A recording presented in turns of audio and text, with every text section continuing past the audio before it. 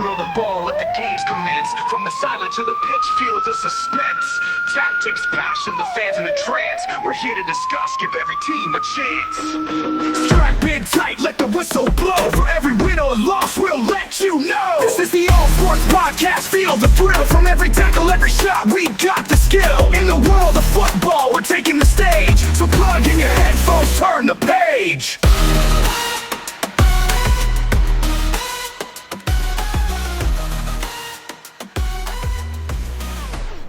What's going on, everybody, and welcome back to the NFL segment of the All Sports Podcast.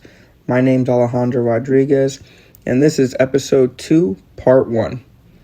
First off, I just want to thank all the listeners who were able to come out to our exclusive episode 1 preview show. If you missed the preview show and would like to listen to episode 1, please hit us up on X.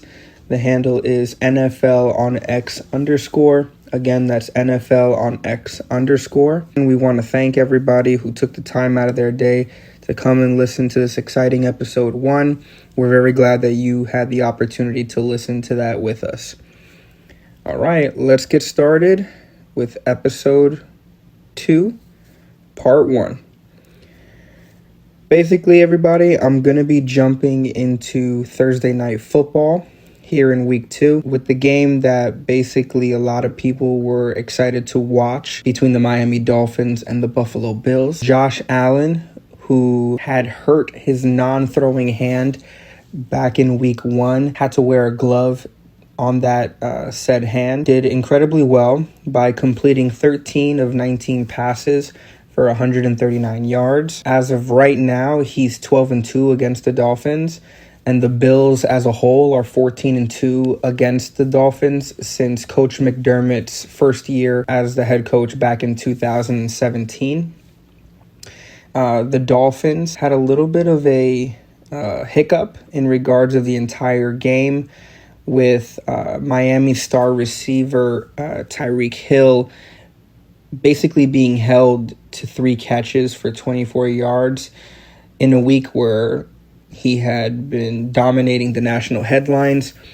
As you know, he, or may not know, hours before his week 1 game, he was pulled over by a police officer and allegedly detained for a short period of time. He was then released and was able to return to the Miami Dolphins stadium where he played a incredible week 1 game, capping off with an 80-yard touchdown by Tua Tagovailoa. Speaking of Tua, he had a very interesting game. Unlike his week 1, he did throw a number of interceptions that basically put the Buffalo Bills up early.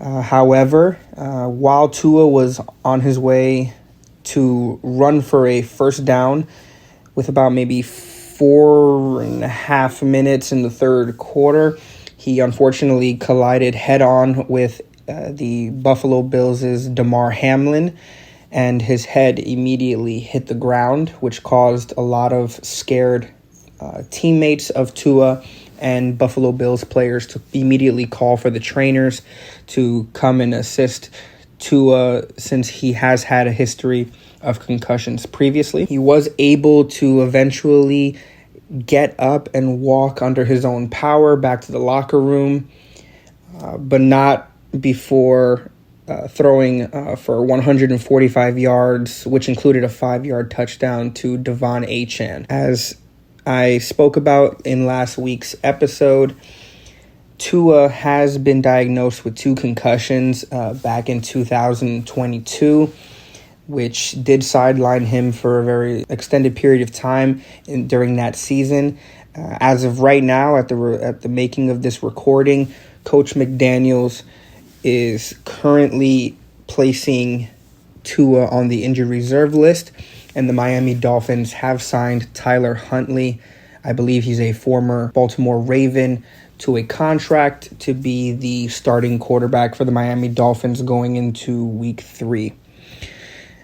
You know, these types of situations are incredibly difficult, not just for us as fans watching the game and watching this young of a player experience this type of concussion or injury.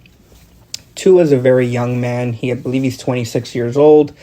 In his fifth year in the NFL, he's just recently signed a very massive contract extension.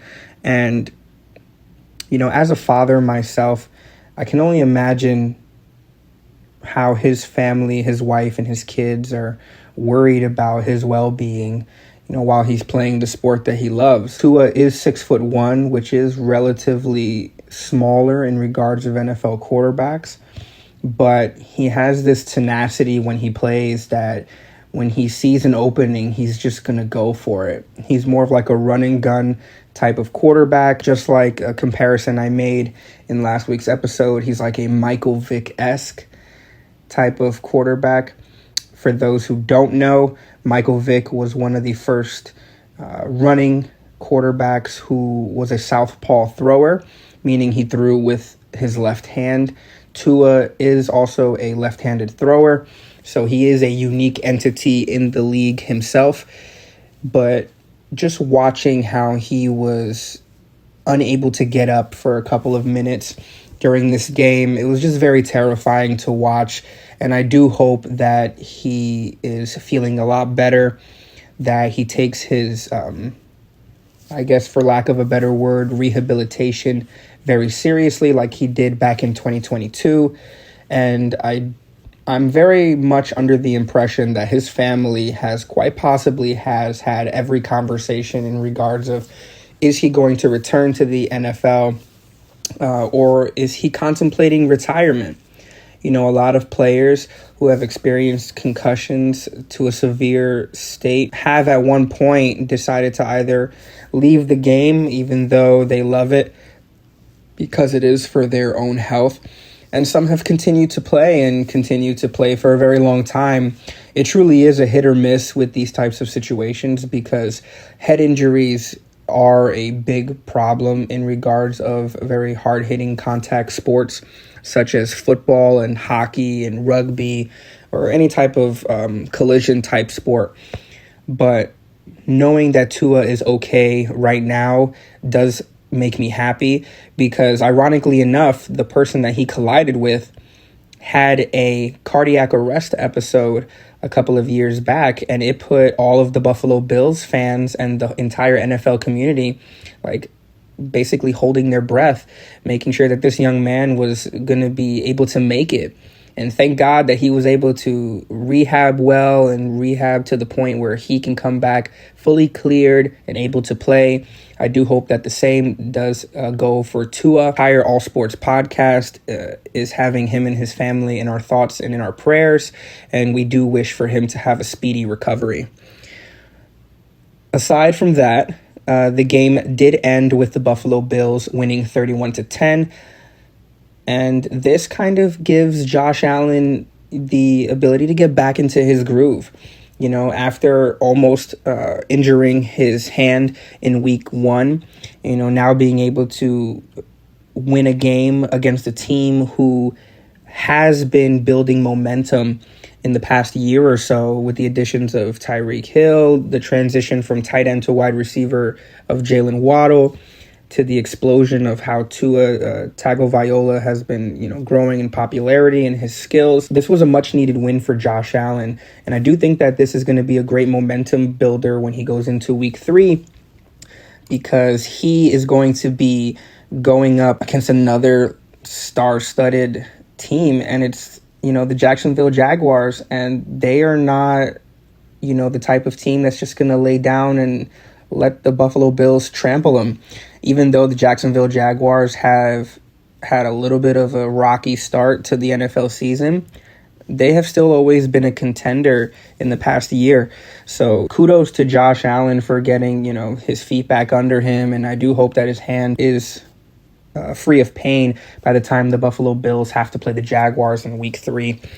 So I do hope that everybody did like this little snippet of Week 2. Part 2 will be coming out soon. The agenda and the outline for Part 2 will be explained when you hear from me next.